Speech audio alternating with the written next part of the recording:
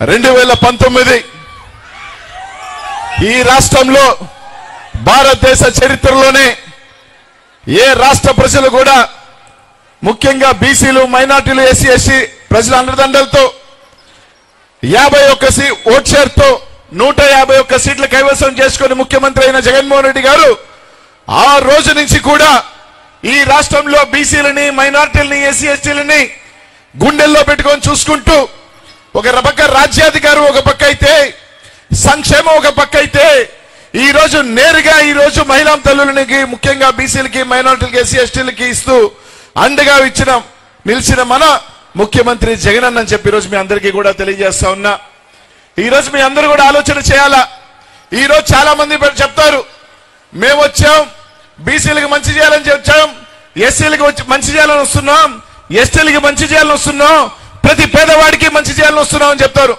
కానీ స్వతంత్రం వచ్చిన తర్వాత ప్రతి పేదవాడు, ప్రతి బీసీ, ప్రతి పేద మైనారిటీ, ప్రతి ఎస్సీ ఎస్టీ ఆత్మ గౌరవం పెంచిన వ్యక్తి జగన్మోహన్ రెడ్డి గారు అని చెప్పి మీ అందరికీ కూడా తెలియజేస్తా ఉన్నా. చాలా మంది అడగొచ్చు అది ఎలా అని. ఇక్కడున్న మహిళా తల్లులు, ఇక్కడున్న పేదవాడు అందరికీ కూడా ఒకటి అడుగుతా ఉన్నా.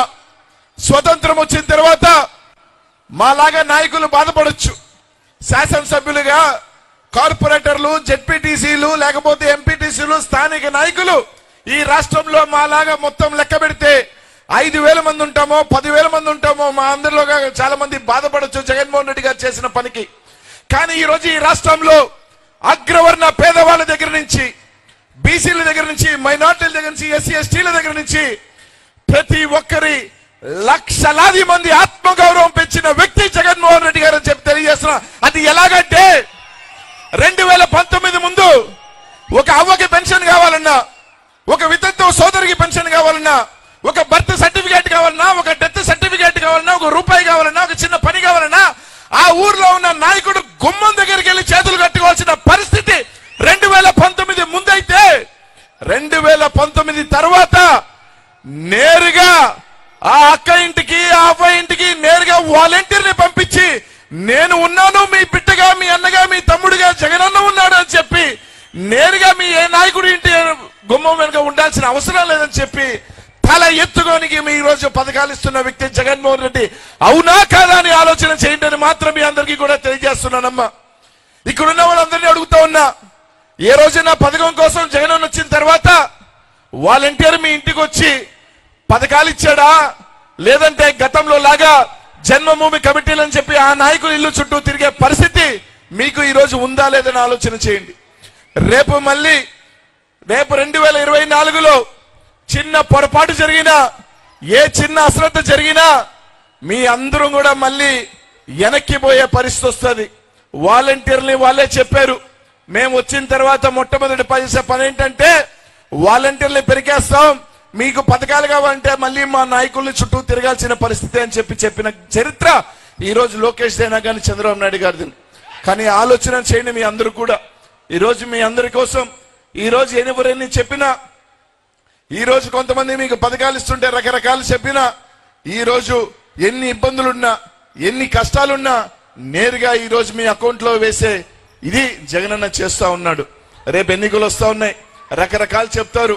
ఈ రోజు మీకు నెలకి 15,000 ఇస్తాం ఒకడంటాడు, లేదు ముగ్గురుంటే 90,000 ఇస్తానని ఒకడంటాడు. రకరకాల మాటలు చెప్పే పరిస్థితులు ఉన్నాయి. కానీ ఆలోచన చేయండి మీ అందరూ కూడా. ముఖ్యంగా ఈ రోజు జగనన్న బీసీలకి ఏ విధంగా గౌరవిస్తాడు అని చెప్పేదానికి మీ ముందు అనిల్ కుమార్ యాదవ్ ఒక నిలువెత్తు సాక్ష్యం అని ఈ రోజు మీ అందరికీ కూడా తెలియజేస్తా ఉన్నా. ఈ జిల్లాలో, నెల్లూరు జిల్లాలో స్వతంత్రం తర్వాత ఒక బీసీకి 2 సార్లు గెలిచిన శాసనసభ్యుడిగా ఈ రోజు అవకాశం ఇచ్చి మంత్రిని చేసిన చరిత్ర జగన్మోహన్ రెడ్డి గారిని చెప్పి మీ అందరికీ కూడా తెలియజేస్తా ఉన్నా.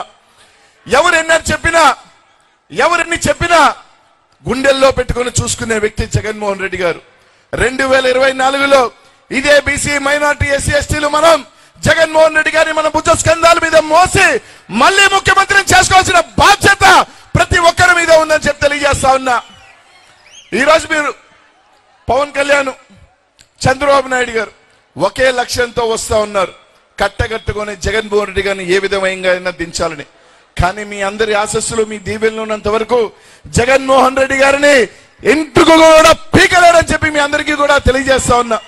కానీ ఆలోచన చేద్దాం, ప్రతి ఒక్కరూ కూడా కలిసికట్టుగా, ముఖ్యంగా బీసీలు కానీ మైనార్టీలు కానీ ఎస్సీ ఎస్టీలు కలిసికట్టుగా నడుద్దాం, జగనన్నని కాపాడుకుందాం అని చెప్పి మీ అందరికీ కూడా తెలియజేస్తా ఉన్నా.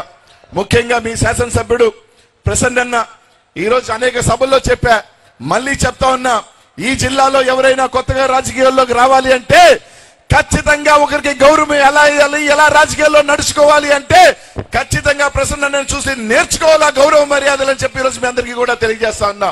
ఎందుకంటే దాదాపు ఈ జిల్లాలో ఈ రోజు పోటీ చేసే వాళ్ళల్లో ప్రతి ఒక్కరితో పోలిస్తే 6 సార్లు శాసనసభ్యుడిగా చేసిన వ్యక్తి ఎవరైనా ఉన్నారు అంటే అది ప్రసన్న. 6 శాసనసభ్యులే కాదు, ఈ జిల్లాలో ఒక చరిత్ర గల కుటుంబంలో నుంచి వచ్చిన వ్యక్తి ప్రసన్న అని చెప్పి తెలిసినాం. చిన్నవాళ్ళు మేమైనా సరే ఇంటికి వెళితే లేకపోతే కార్యక్రమం కూడా వచ్చినా కూడా ఎన్నిసార్లు చెప్పినా మమ్మల్ని దగ్గరుండి కారెక్కిచ్చి నువ్వు వెళ్ళేదాకా కూడా కదలడు. అంత గౌరవం ఇచ్చే వ్యక్తి ఈ జిల్లాలో ఎవరైనా ఉన్నారంటే అది ప్రసన్న ఖచ్చితంగా. ఎందుకంటే ఈ కోవూరులో చాలా మంది బాధపడుండొచ్చు నాకు మంత్రి ఇచ్చినందుకు, కానీ ప్రేమగా ఎవరు ఎంతమంది జిల్లాలో ఎన్నెన్ని మాట్లాడినప్పటికీ కూడా నా తమ్ముడు అనిల్కి మంత్రి ఇచ్చినందుకు మాకు సంతోషం అని చెప్పి నన్ను వెనకేసుకొని దగ్గరగా చేసుకొని నాకు వెంటగా అండగా నిలిచిన వ్యక్తి ప్రసన్న అని చెప్పేదానిలో ఎటువంటి ఇది లేదని చెప్పి ఈరోజు తెలియజెప్తున్నా. ఎందుకంటే అది ఒక మాకు కొన్నంత ధైర్యం, కొన్నంత భరోసా. అది ఎలా ఉంటుందో అనుభవించే మాకే తెలుస్తుంది. కాబట్టి కోవూరు నియోజకవర్గ ప్రజలు ఈసారి ఇందాక సోదరులు చెప్పినట్టు 39,000 కాదు 50,000 పైచీలుగా ప్రసన్నని ఎలాగో గెలిపించబోతున్నారు. అక్కడ ఎవరో కొంతమంది ఈరోజు చూశాను ఈ మధ్యకాలంలో లోకేష్లు కానీ అందరూ కూడా ఈ రాష్ట్రంలో జగన్మోహన్ రెడ్డి గారు అభ్యర్థులు మారుస్తున్నాడు, ఇక్కడ వాళ్ళని తీసేస్తున్నాడు, అక్కడ వాళ్ళని పెడుతున్నాడు, ఇక్కడ వాళ్ళని పెడుతున్నాడు, ముఖ్యంగా బీసీలు తీస్తున్నాడు, ఎస్సీలు తీస్తున్నాడు. ఆ పప్పు అబ్బకి సపోర్ట్ ఉన్న దత్తకి చెప్తా ఉన్నాం, అయ్యా జగన్మోహన్ రెడ్డి గారు ఖచ్చితంగా ఎక్కడైనా ఎవరైనా రాజకీయాలలో మేము కానీ ఎవరైనా పొరపాట్లు చేస్తే ప్రజలకి మా ద్వారా ఏమైనా ఇబ్బంది కలిగితే ఖచ్చితంగా మార్చాల్సిన బాధ్యత, మార్చి మళ్ళీ ముఖ్యమంత్రి అంటే ప్రజలకి మంచి చేయాల్సిన బాధ్యత మా ముఖ్యమంత్రి. మాకు పనికిరాని వాళ్ళు చేర్చుకున్న వీళ్ళంత పనికి మనలో ఒకసారి ఆలోచన చేయాల్సిన అవసరం ఉందని చెప్పి తెలియజేస్తున్నా.